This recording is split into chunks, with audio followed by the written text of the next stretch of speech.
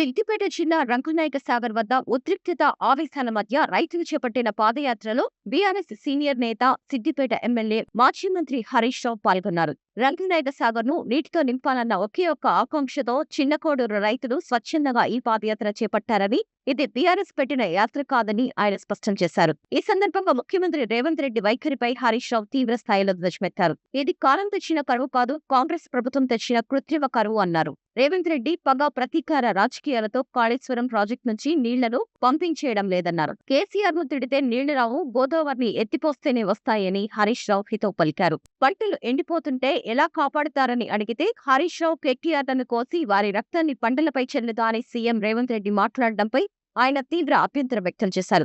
ఒక రాష్ట్ర ముఖ్యమంత్రి ఇలాగేనా మాట్లాడేది అని ప్రశ్నించారు. మా రక్తం తాగితే నీ దాహం తీరుతుంది అంటే రక్తం ఇవ్వడానికి నేను సిద్ధంగా ఉన్నా, నన్ను పోస్తావా పోయ్, నేను వస్తా, కానీ దయచేసి కాళేశ్వరంతో మోటార్లు ఆన్ చేయి, రైతులను కాపాడు, నాకు నా రక్తం కంటే రైతుల ప్రయోజనాలే ముఖ్యమని హరీష్ రావు ఉద్వేగభరితంగా సవాల్ విసిరారు. రేవంత్ రెడ్డి నీళ్లు విడిచిపెట్టకపోవడంతో కింద ఏపీలో చంద్రబాబు నాయుడు పట్టిసీమ ద్వారా ఆ నీటిని ఒడిసి పట్టుకుంటున్నారని, ఇప్పటికే 70 టీఎంసీల నీటిని రేవంత్ కాళేశ్వరం నుంచి కిందకు వదిలేశారని ఆరోపించారు.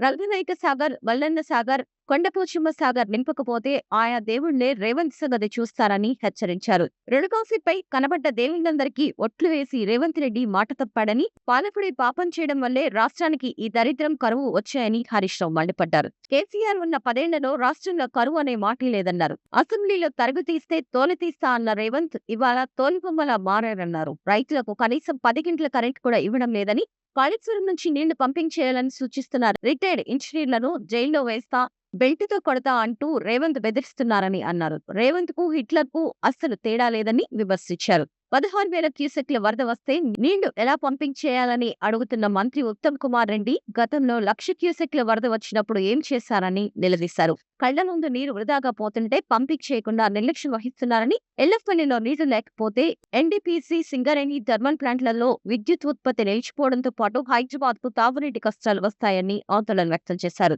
రాష్ట్రంలో కాంగ్రెస్ అధికారంలోకి వచ్చిన తర్వాత పలు ప్రాజెక్టులు ప్రమాదంలో పడిన ప్రభుత్వం పట్టించుకోవడం లేదని హరీష్ రావు ఆరోపించారు. ఖమ్మం జిల్లాలో పెద్దవాగు కొట్టుకుపోయిందని, ఎస్ఎల్బీసీ ప్రాజెక్టు కుప్పకూలి అంతలోనే 8 మంది చనిపోయారని గుర్తు చేశారు. అలాగే పట్టెం పంప్ హౌస్ మునిగిపోయిందని, సుంకిశాల ప్రాజెక్టు కూలిపోయిందని, వీటిపై విచారణ జరిపించాలని ఎన్డీఎస్ఏ ఎందుకు వెళ్లడం లేదని ప్రశ్నించారు. కేవలం కాళేశ్వరం ప్రాజెక్టుతో కేసీఆర్ కు మంచి పేరు వస్తుందనే కుళ్లుతోనే దానిపై మాత్రమే విచారణలు, కేసులు పెడుతూ కాలయాపన చేస్తున్నారని దుయ్యబట్టారు. సొంత లాభం కోసం పాస్పోర్ట్ బ్రోకర్ లాంటి వాళ్లను సీఎం చేసిన తెలంగాణ ప్రజలకు అన్యాయమే జరిగిందని, చెప్పులు లేకుండా తిరిగిన వాళ్లకు ఇవాళ బెంచ్ కార్లు వచ్చాయని ఎద్దేవా చేశారు. ప్రజలు కాంగ్రెస్ వైఫల్యాలను గమనిస్తున్నారని, త్వరలోనే స్కామ్ల కాంగ్రెస్ ప్రభుత్వం పోయి స్కీమ్ల బీఆర్ఎస్ ప్రభుత్వం రావాలని కోరుకుంటున్నారన్నారు. రేవంత్ రెడ్డి తనను తిట్టినంత మాత్రాన ప్రజలు క్షమించరని, రాబోయే రోజుల్లో గజ్వేల్లోనే రేవంత్ ను రాజకీయంగా సమాధి చేసే బాధ్యత యువత తీసుకుంటుందని హరీష్ రావు హెచ్చరించారు.